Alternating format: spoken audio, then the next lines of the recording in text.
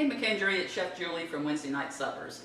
Really missing you guys, and I really miss my kitchen angels, and hopefully we'll be back together real soon. You know, we've had some pretty good entrees on Wednesday nights, but it's not always about the main dish. I think the sides are just as important. So tonight I want to make for you some of your favorite sides.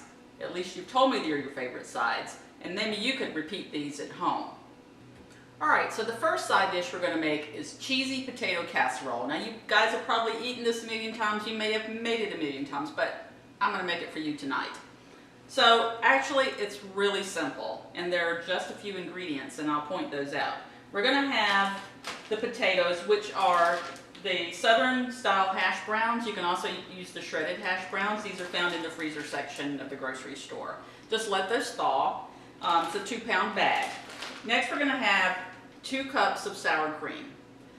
After that we're going to have a can of mushroom or chicken soup, and I told you before I prefer mushroom, so we're going to do it with mushroom. 2 tablespoons of chopped onions, fresh onions. And then because it's cheesy potato casserole, we're going to add in some cheese. And then after that we can create a topping if we want, and I think we're going to do that tonight. So let's get started with the casserole. So I'm going to just be very simple about this. I'm just going to dump this bag of thawed potatoes in a bowl. I mean, this is not going to get any more simple. Then I'm going to add in some chopped onions.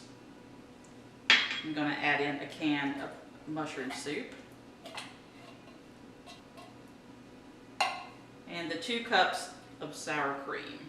Now something I think I neglected to say earlier is, and you know me, I'm going to add some butter to this thing. So I have 4 tablespoons of butter, which is a half a stick. I'm just going to add that in. I mean, you could leave it out, but why would we want to do that?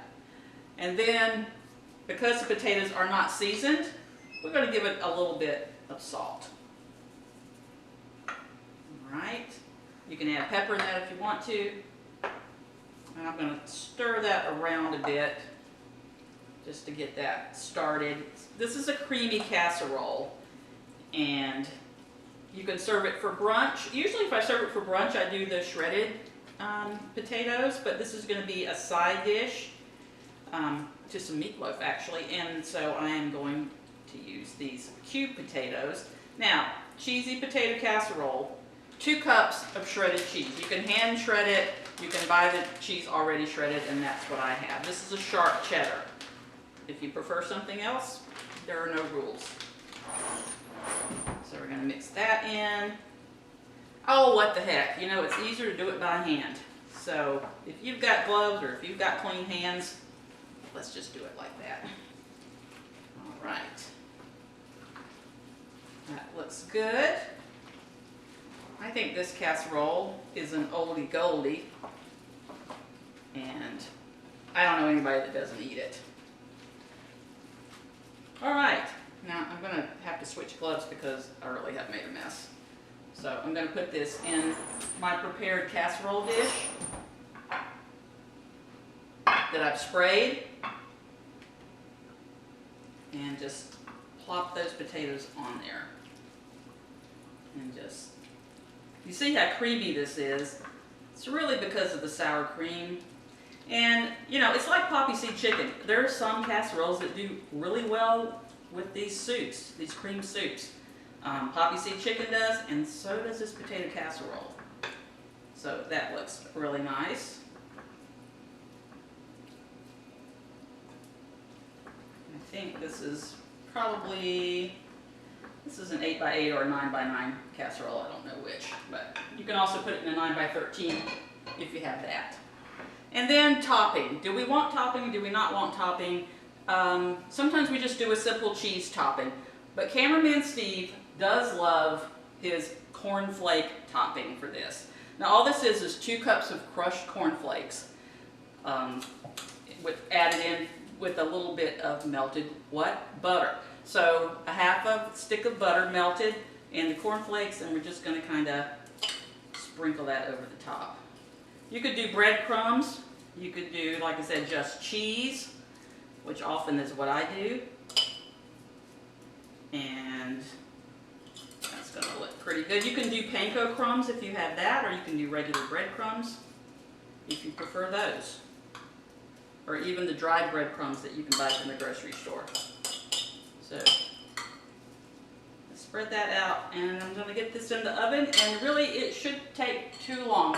Probably between, I would say it's going to be between 35 and 45 minutes. So I'm going to pop this in the oven at 350, and we'll take a look at it later.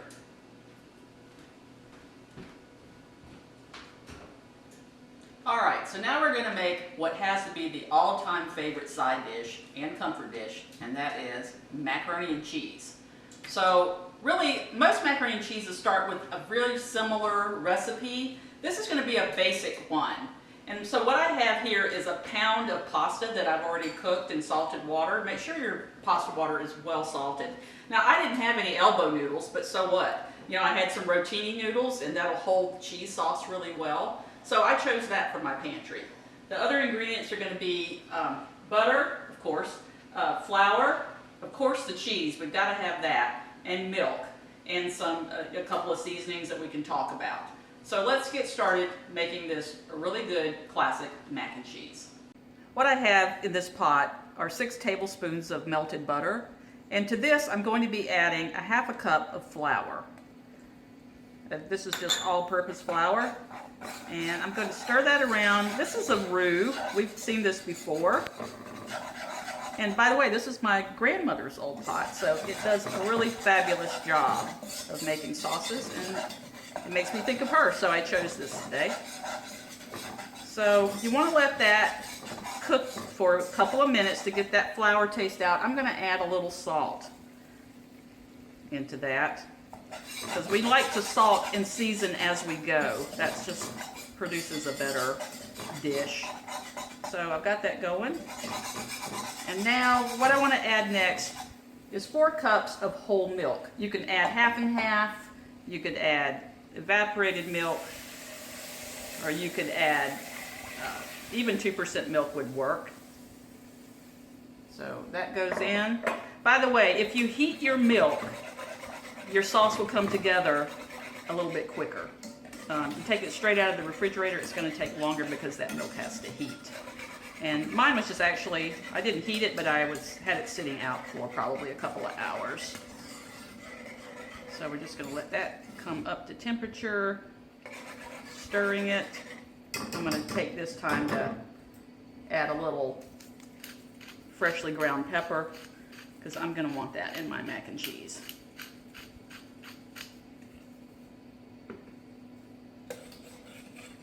All right, you see how thick this bechamel has gotten just within a few minutes? I've been stirring constantly, and this is the consistency you're going to want before you add in the cheeses. Now at this point you could add in a little bit of dried mustard, you could add in a little nutmeg, you could add in anything that you like, paprika, but I'm keeping it plain tonight, so I'm going to start adding in my cheese. And what I have here, and I grated this myself, is 1 pound of sharp cheddar. There's a lot of cheeses that work well in mac and cheese. It's really a personal thing.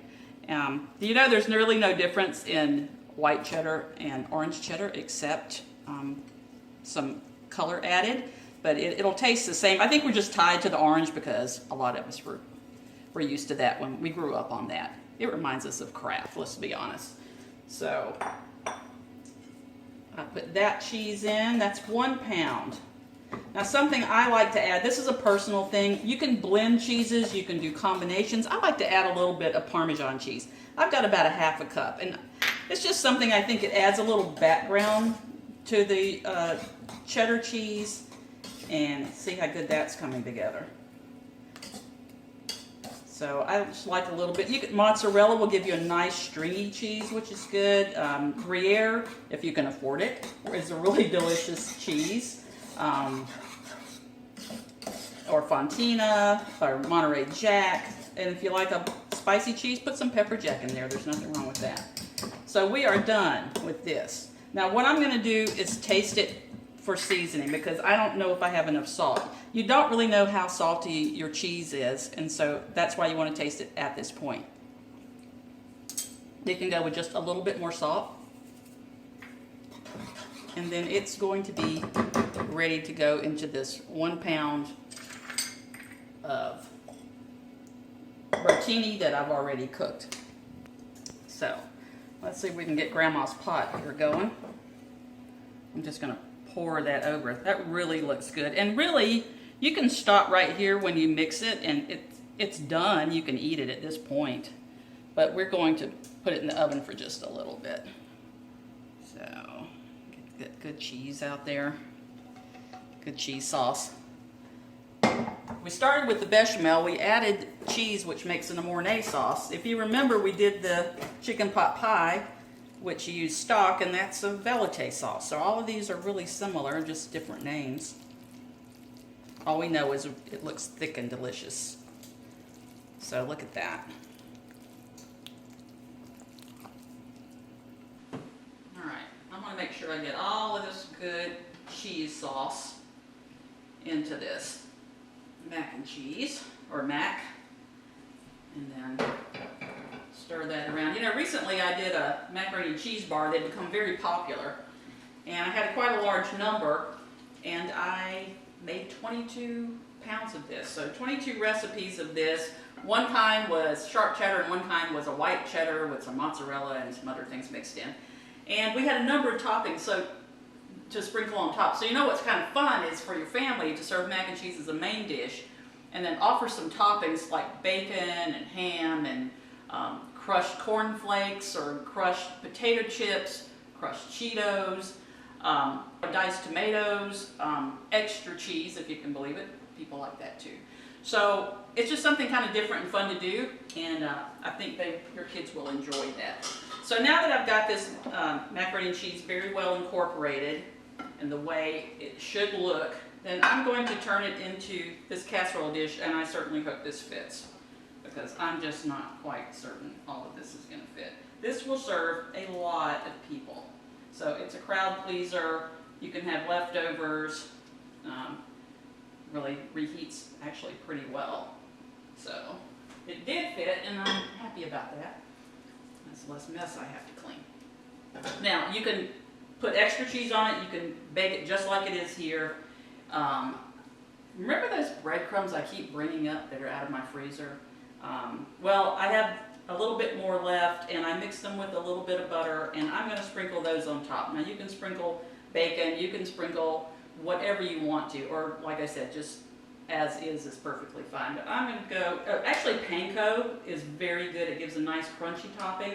So if you like panko crumbs, give that a go. Panko and a little bit of butter, or panko and a little bit of Parmesan. It will give you a nice crispy topping on top of the mac and cheese. Whoops.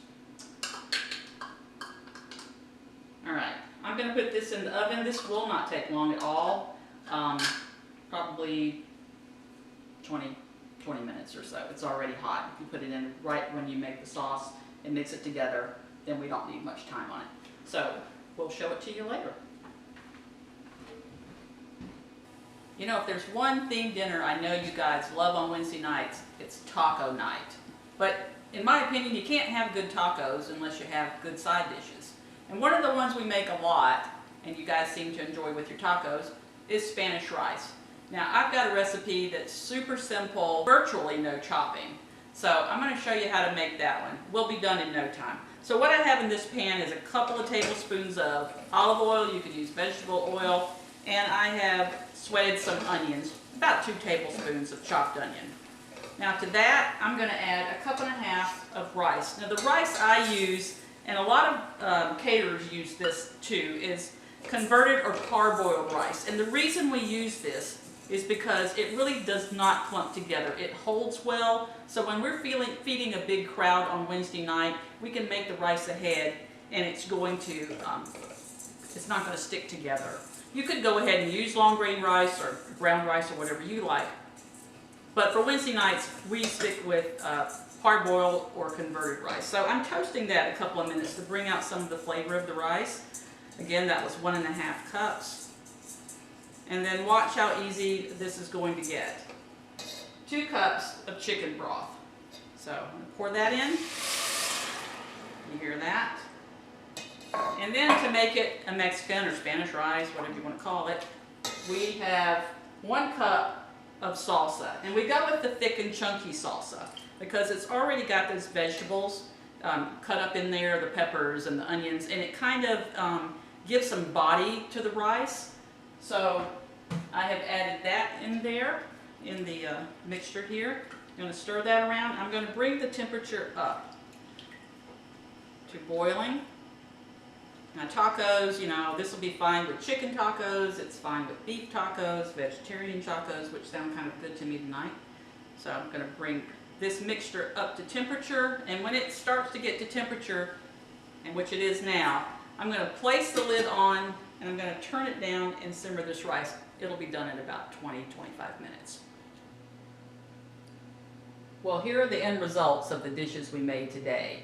And I've chosen to pair them with certain things because, one, this is how we eat them on Wednesday nights, but also you can enjoy these in your home as well. So the cheesy potato casserole with the cornflake topping that cameraman Steve is excited about. He is even more excited because we're pairing that with meatloaf.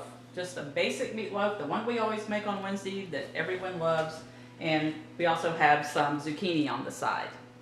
Now the second dish is the classic mac and cheese. It's real gooey. We decided to go kind of casual with the kids. The kids will love this. We did a sloppy joe with that, and carrots because we feel like we need some veggie and a little color on the plate.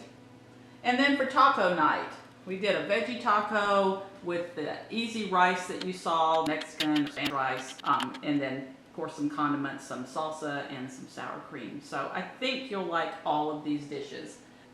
So you can see why I think that side dishes really add a lot to your menu.